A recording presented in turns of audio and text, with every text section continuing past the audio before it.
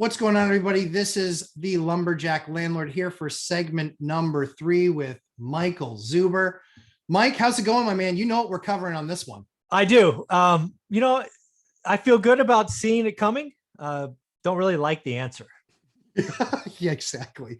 Yeah. So what Mike's talking about is this absolute, and these aren't Mike's words, these are mine, this absolute moronic stupidity of the CDC extending the eviction moratorium and then expecting me to believe that, oh, don't worry, this is the last time. Trust me. Yeah, just trust me, because we had the authority to do this to start off with, right? Yeah. No. Yeah. So it's still unconstitutional. It's unconstitutional. Right. It was before it was. The problem is the wheels of justice, and because of the YouTube channel, I've spoken with somewhere between 10 and 20 attorneys. A couple of them being constitutional attorneys reached out to me, and they're like, there's no question this is unconstitutional. Mm-hmm.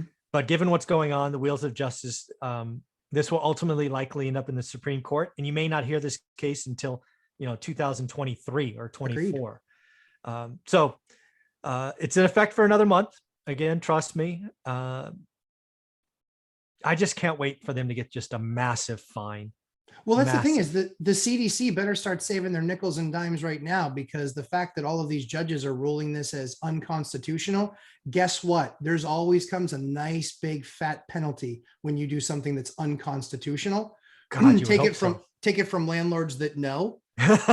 We see that happen with people all the time. It's like, they have all these rules for us. Guess what? You have some rules too. So my question is that if you were to just take a wild stab at it, do you believe that lawsuit, which we know will be some level of a class action lawsuit, it will be massive? It could be the largest lawsuit in the history of our country. It could be. It could be. Yeah. I mean, just to think about, there's all kinds of different calculations, 40, 50 billion dollars in lost rents. And now some people may hear this and say the government's going to pay landlords. That's just not true. For example, in order to get reimbursed, you have to have tenant participation. Would you be shocked to learn that some tenants don't want to participate? They don't want to sign anything. Correct. Would you be shocked to hear that a tenant could be in my property for 12, 14 months now, not pay, then go buy a U-Haul truck and leave in the middle of the night, and I get nothing for 14 months? Folks, you believing that landlords are going to be made whole is impractical. They'll be made more whole. Yeah. But people have been significantly injured by an unconstitutional act, and there should be a penalty. And again, it's already happened. You can't undo this. Nobody's got a time machine yet. I just hope there's a massive fine, and this is not allowed to ever happen again. I believe in the U.S. Constitution, and if you don't, then that's a different conversation. Right. I believe in the Constitution. I think that this, honestly, Mike, when you figure out all the damages, not just the lost rents, but all the damages and all the rules that we have around damages, I believe that this could be the first $1 trillion lawsuit. Yeah, I don't know. I don't really give a shit about at this point. It's a lot. I've lost tens of thousands of dollars that I'll never see. I just don't want it to happen again. Don't disagree. But you and I know the fastest way to make sure something like this doesn't happen again is make it extremely punitive that it didn't happen once. Yeah. Right. And so at the end of the day, trust me on this, you and I know, aren't sitting here waiting for that settlement that we're going to see maybe in 7 years. Never. It's going to be, it's going to be so far down the pike. It's not even funny. So don't think that I'm sitting here waiting for that money. Those of you who are watching this, I'm more concerned at the moral hazard it created. Correct. And their ability to just unilaterally make a decision that I was not able to do what I needed to with my property, and that they didn't let the free market prevail with all the rules that were left to follow. Well, there's something called the taking clause in the Fifth Amendment, right? When there's a contract signed between parties, you're not supposed, the government not supposed to interrupt that. And again, folks, I can't speak to all states, but not only did they go against the U.S. Constitution, but they went against the state's constitution. Right. We are supposed to be a country of laws, and contracts are a big part of that. And to unilaterally come across and say contracts can't be enforced because of this thing, that can't happen again. No, I mean, that's what, well, we'll see the damage after they take all the sugar high out of the market and all the free money. And we'll, after all that stuff happens, we'll see all the damage and the havoc that they created.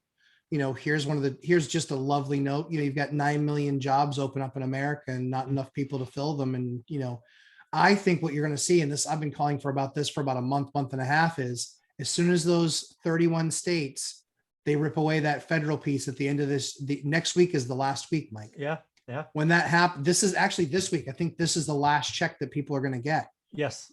And that means next week, I wonder what the hiring numbers are going to look like next week and the following.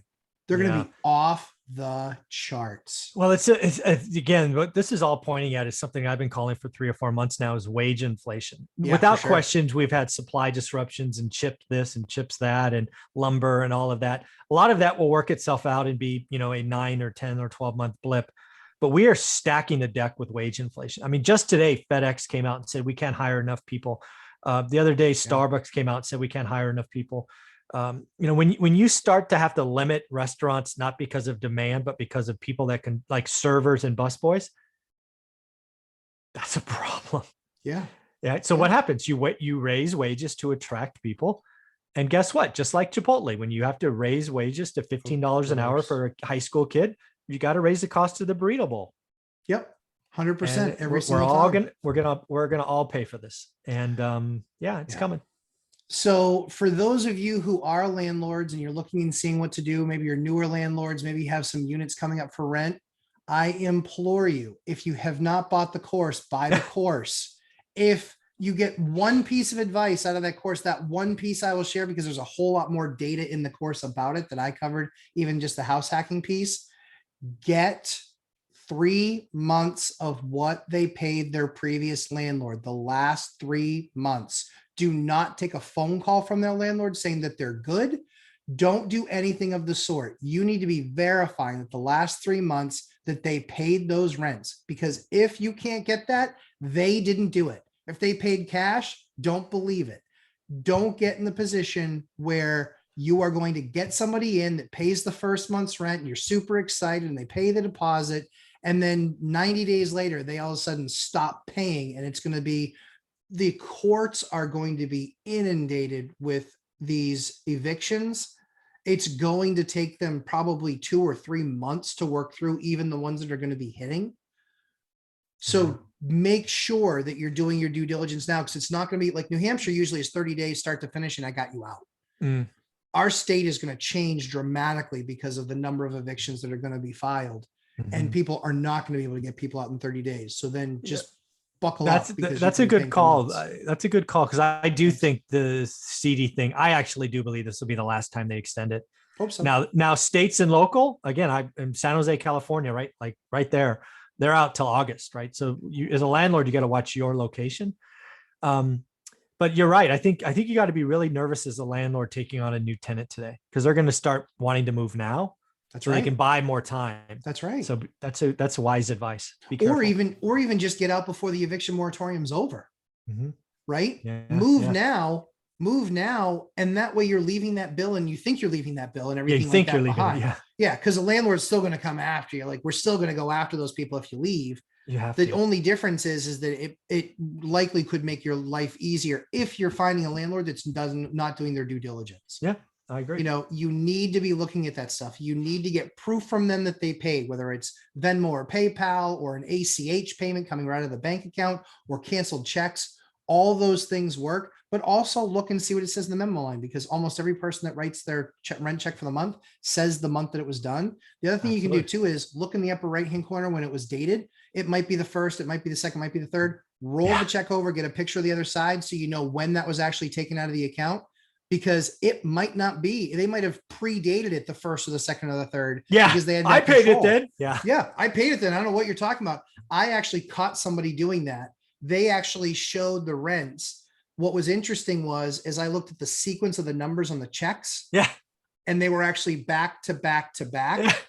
And so they pre-wrote them. Yeah, they had caught up with their landlord. But what was interesting enough is I flipped it over. That first check was well past 90 days due. Yeah, well crazy. Past. So please do your research, do your homework, look at this stuff, be ever vigilant, because fact of the matter is, if they're not disclosing all this stuff when they're talking to you about it, they couldn't care less about hurting you in the process financially. Yeah, absolutely. Couldn't care less. Well Mike, said. where can everybody find you, my man? One rental at a time. Go to Google and type that in. Lots of stuff should come up. Guys, do yourself a favor. The daily financial news is critical. He breaks it all down. It's better than Becky Quick on CNBC. Thank you. And he breaks it all down for you and takes a lot of other things that, quite frankly, because they're not directly market related necessarily, that they might not cover, that you as a real estate investor do want to see and care about. So everyone, thanks so much for sticking with us. Again, subscribe to the channel, lumberjacklandlord.com, lumberjack landlord on YouTube, one rental at a time, also on YouTube, and the book and the course. And, I'm sure Mike coming to a city near you soon enough. But thanks so much, Mike, and everyone have a great day. Thanks, everyone.